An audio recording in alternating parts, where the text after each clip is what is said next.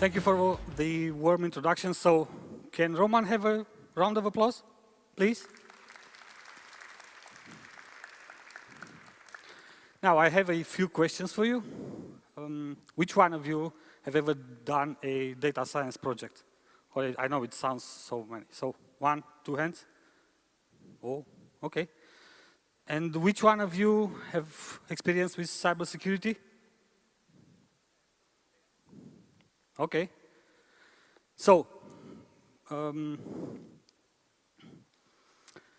have chosen 2 examples that I have proper experience with in applying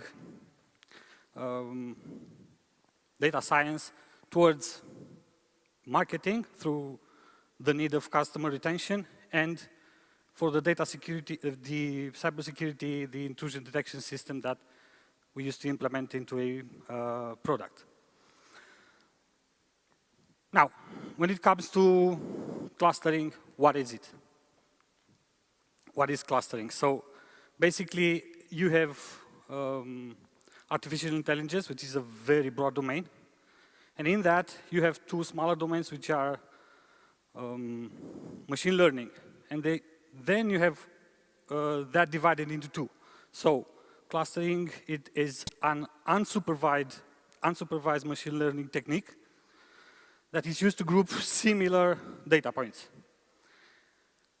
So it helps us identify patterns in data, forming clusters of items that share common features without us having some predefined labels for them. Now, although there are many clustering techniques, I'm going to talk only about 2 of them. So we have partition clustering. So basically, we divide the data into clusters by minimizing intra-cluster variance, so small variances in the data, and density-based clustering, which basically identifies regions as clusters and then they leave the sparse regions as noise. That one is called DBSCAN, and it is the algorithm that I'm going to talk about first. So I'll try to do a very visual presentation from now on. I hope it gets to you. Now, DBSCAN stands for density-based spatial clustering of applications with noise. I know, it's a mouthful, but it is what it is. And for some of you might be surprised, it was first introduced in 1996, so pretty old. So how does DBSCAN work? You have core points, which are in dense areas with at least a number of neighbors within a certain radius. We call that epsilon. So that radius is called epsilon. Then you have noise points, border points, and those are connected to at least 1 core point, but have fewer neighbors than the minimum required. And then you have noise points, which don't meet either criteria for being a core or a border. So basically, DBSCAN, what it does is expanding the cluster from core point to core point based on density until no further points can be added. The pros of this approach is that you can have arbitrary shaped clusters, and it naturally handles noise points, and basically you do not need to have a specified number of clusters. The algorithm will sort it out. The cons are that it is very sensitive to input data like epsilon and the minimum points within that radius, and it can struggle with clusters of various densities. Now, I have deliberately chosen this data set. We call it the pimpled smiley face. And as you can see, the DBSCAN algorithm did a pretty good job of identifying the regions, the eyes of the face, the mouth, and the contour, And very important for DB clustering is that it also identified the noise points, the pimples. But as you can see on the contour, it didn't do such a great job. So it identified like 3 or 4 clusters, and it should have been only 1.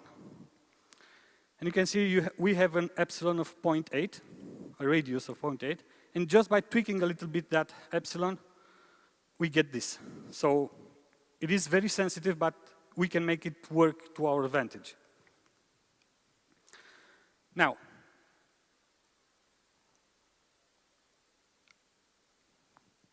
in the company project that I used to work for, we implemented a project which basically required us to build in a intrusion detection system. So we gathered the information and we made our mind into what could help us the most. So the natural decision is to use this algorithm at its core. I'm not saying it's only this one. There's a lot of them, but at its core, there was this. First of all, we needed to gather the network traffic data, like, and build our features, like packet size, connection duration, source IP, destination IP, and frequency of access. Out of that, we needed to extract the relevant metrics, like connections time per unit time, average packet size, and unique IP count. And then we needed to basically fiddle with the algorithm's parameter to establish a baseline of how that algorithm would output within a normal network behavior. Most of you who have experience in cybersecurity know that when you're doing such a training, you must make sure that you're not under attack while you're doing the training, because attacks can then be treated like normal traffic. And then any other point that DBSCAN classifies as noise, meaning they do not feel and do not belong into any cluster, we flagged as anomalies. Now, this could indicate abnormal behavior. For example, if a particular IP address showed a sudden spike into connection attempts or an unusually high packet size, that could mean a denial of service attack. Those flagged anomalies can be further investigated and used to trigger alerts. Now, this is well suited for cybersecurity because basically cyber attacks do not follow regular patterns, and this is where DBSCAN shines. The identifying of unusual behavior without the labels made us very aware of how traffic could move back and forward and how to classify it. And then because it does not need a predefined cluster requirement, number of clusters, helped us a lot because network traffic shifts very frequently. So one day it might look like this, another day might look totally different. Now, the other clustering algorithm that it is a very old one, K-means, was first proposed in 1957 in Bell Laboratories. So how does this one work? Basically, you have your data set and you have to choose a number K, which are called centroids, and you have to put them inside randomly put them inside your data set, and that number K would be the number of clusters that you would have. Then you have an assignment step. You basically have to assign each point to a centroid. And then the other step is you basically calculate again the means of each point in a cluster, and that would be the new center of your cluster. And then you repeat points 2 and 3 until your centroid do not move anymore. It will take some iterations to do it, and This is pretty easy to implement, and it handles large data sets for well-separated clusters. And some cons are that it is sensitive to outliers and noise, and it assumes that all clusters have similar sizes. Now, I have chosen this data set to showcase how k-means clustering works. So as you can see, your mind basically clustered into 7 portions, these data sets. So first thing, we are randomly placing centroids. I have chosen 7 just for the sake of it. And then we do the assignment part. We do the centroid recalculation. We do the assignment part again. We recalculate them again, and so on and so forth, until basically our centers do not move anymore.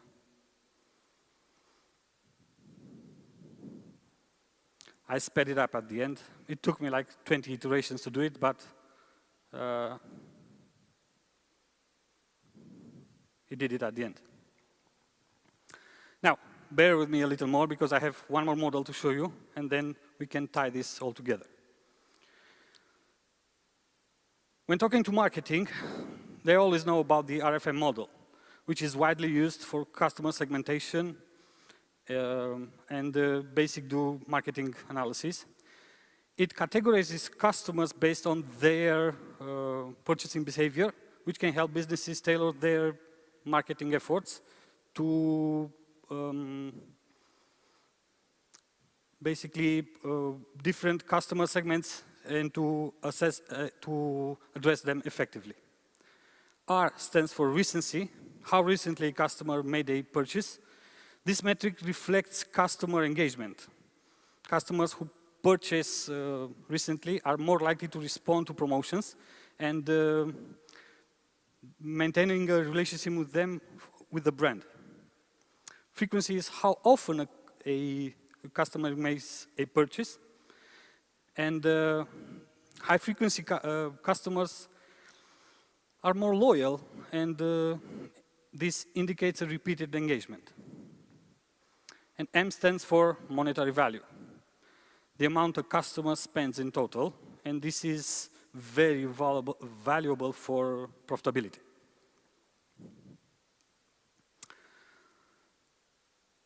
The use of the RFM model, by combining the RFM scores, a business basically can recognize its most loyal and profitable customers and focus resources on customers with high RFM scores, which are likely to respond and bring greater returns. Then, by segmenting the customers into different RFM groups, marketing can basically tailor and suit each group's needs. So the project that we did is basically use the RFM model to segment the customers.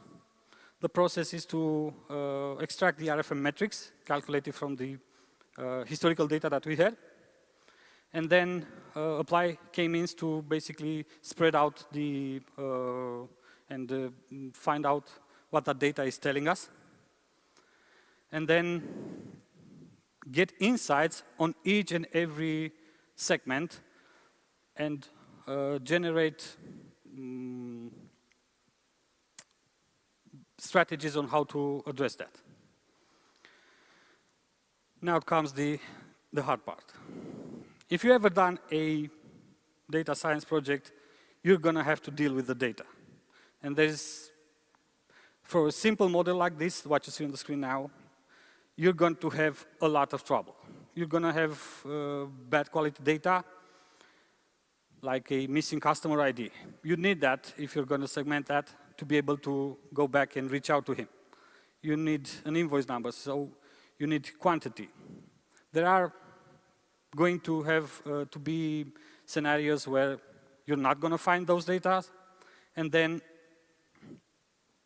you might find, let's say, for an example, a negative number for an invoice. And that has a totally good business explanation. Now, I would suggest if you're trying to work in the data science part, you get acquainted on data manipulation techniques. It is very important. And when you start using large data sets, it gets pretty complex pretty fast. So one of the skills that you need to be very good at is visualizing the data. A simple plot of how the RFM is distributed here, it is a starting point, but it doesn't show you much value in that. A 3D scatter plot of the current data might give you some better interesting views on what you're about to do. But going back to the theory, if you're looking at the scale right now of the scale, the monetary value, the frequency, and the recency, you see that they are on different scales, so 4,400 and basically 10. Now, look at the scale after we have done a standard scaling and why this is important, and I cannot stress this enough. So basically, after standard scaling, your whole features have a mean of 0 and a standard variance of 1. These are basically statistics, but this ensures that each and every feature will have the same weight when you're doing the clustering. Otherwise, you're not going to get very good results. So get acquainted into that. Now, when it comes to K clustering, there is some insights that you can use to see how performant your clustering is. And those two parameters are inertia and silhouette. So this will help you basically choose the number of clusters that you're going to segment the data into. And for inertia, having a lower inertia means the data points are closer to their centroids and hence they're more cohesive. A higher inertia suggests more spread out clusters, which may indicate that the data is not well separated and for your chosen value of K. When it comes to silhouette, calculating the average silhouette across all points that the data provides, it should be closer to +1, and that would indicate a very good cluster separation. Values that go to 0 or negative will mean that there's not such there's poor separated clusters. After running k-means and coming back to the same scale, you basically have the 4 clusters that we have here. The blue cluster, it is the customer retain segment. This cluster represents high-value customers who purchased recently, but not always very recently. This focus should be on retention efforts to maintain their loyalty. The orange is it's called to re-engage, and this group includes lower value infrequent buyers who haven't purchased recently. Their focus should be on re-engagement and bring them back into the active purchasing behavior. The green cluster, the nurture one, this cluster represents the least active and low value customers, but they have made a recent purchase. These customers may have new or need nurturing to basically increase their engagement and spending. And the final cluster, the reward one, this cluster includes high value, very frequent buyers, many of whom are still actively purchasing. They are your most loyal customers, and rewarding them their loyalty is key to maintaining their engagement. Now, what I wanted to explain to you why I chose those two different use cases. If you want to step into the data science projects, you don't have the time to wait like 1 year or 2 years to gather your data and be able to do a project like this. And you're going to have to face the burden of manipulating the data, and you're going to be faced with low quality data and so on and so forth. Starting from the network, you can generate lots of a very high amount of data. It is usually clean and will help you build the experience to basically do a project like this. Now, a very interesting conversation I had with one of my former colleagues is, okay, you have done all of this separation, but I'm very interested in how to identify customers that are at the border between the clusters so that we can better engage them. So what did we do? Do we know any algorithms that can handle border points?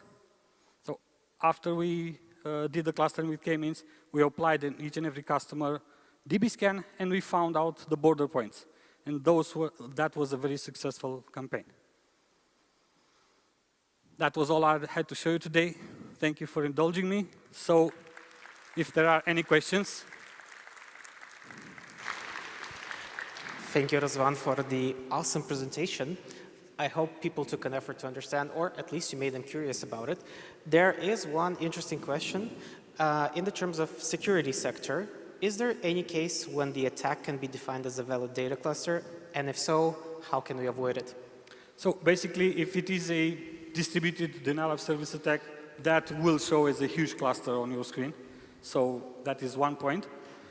Most of the time when there's a few, it depends also on the reward that the hacker would get to penetrating your system. You would use other methods. What I want you to remember from this is that this is only the core and this is the first processing that you're doing. You're going to be using a lot of other algorithms to process network data, and don't shy away from it. Thank you. And one more question. How do you select the centroids and their number? You do that randomly, and basically you have to place them for it to work pretty well. You have to place them inside your data sets. One pitfall with this, so I'm going to exaggerate a bit just to make a point. All of that you see here, if I can go back.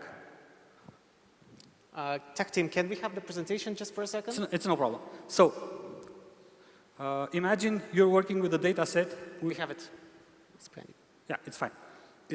Imagine you're working with the data set and you have in there takeoff points and landing points for planes. Okay? Using k-means, it would get you very, let's say, bad results because a plane's path, it's not a direct line. So you have to use non-Euclidean geometry. So not a straight line. So make sure you choose your algorithm, your implementation of algorithm correct. That's one of the pitfalls, and I did exaggerate a bit. Thank you.